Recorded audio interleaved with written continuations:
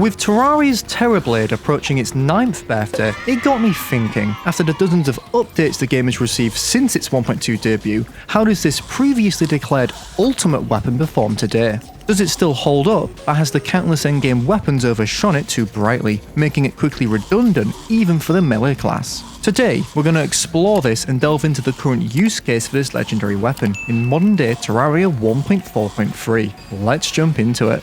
Firstly, as many of you know, the Terra Blade's crafting recipe isn't exactly simple. You'll need to have collected a Muramasa from gold chests in the dungeon, craft the blade of grass using spores and stingers found in the jungle, craft the fiery greatsword using hellstone mined in the underworld, and craft either the light spane with demonite or the blood butcher with crimtane. This will depend on your world evil.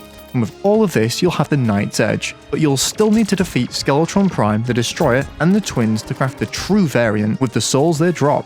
This is only half the battle. You'll also need to craft the Excalibur using hallowed bars and make its true variant with Chlorophyte. Last but not least, to combine the two swords, you'll need a broken hero sword from Mothrons killed during a solar eclipse.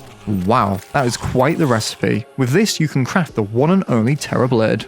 With such an insane recipe, you'd hope its performance matches it. When used, the Terra Blade fires a green-shaped projectile which deals 50% more damage than the sword, which already has a high base damage of 115. This projectile can pierce through 2 enemies, dissipating after hitting the 3rd enemy or a wall. The projectile is fast and has an impressive range for a melee weapon. Off the bat, I know what you're thinking. This is essentially just a glorified ranged weapon, which is true to an extent, but this isn't a bad thing, as melee damage can scale extraordinarily well with post-Plantera armor and accessories. In practice, the Terra Blade absolutely annihilates all kinds of enemies, large groups and single targets. These mimics just didn't stand a chance. The piercing of the ludicrously high damage projectiles tears through multiple at once. Even when upping the ante to bio mimics doesn't stop this weapon, taking them out before they even reach the player. So on non-boss enemies, I give this a 10 out of 10. So, we've discovered that in a vacuum, the Terra Blade still destroys everything. This could be due to the numerous damage buffs it's received since release.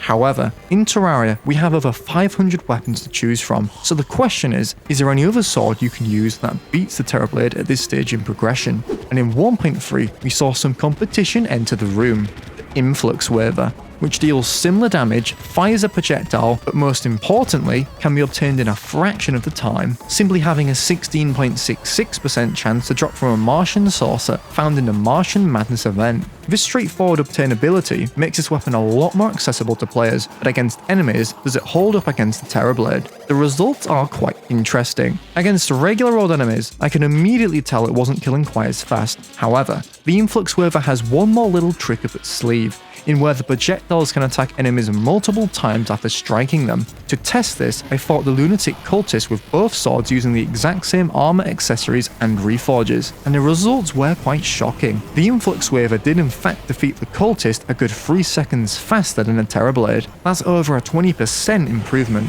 So this got me wondering, does the Terra Blade deserve a buff? Is it right that this other bog standard weapon obtained from an event does pretty much the same thing, and in some cases kills even faster?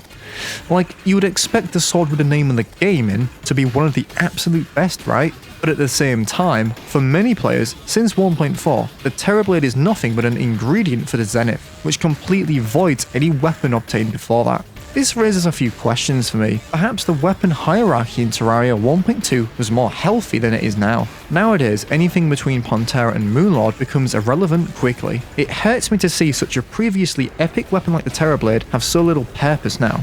What do you think? Does the Terra Blade deserve some treatment, or has it had its day? Thanks for watching. For more Terraria content like this, drop a like and subscribe, and I'll see you in the next one.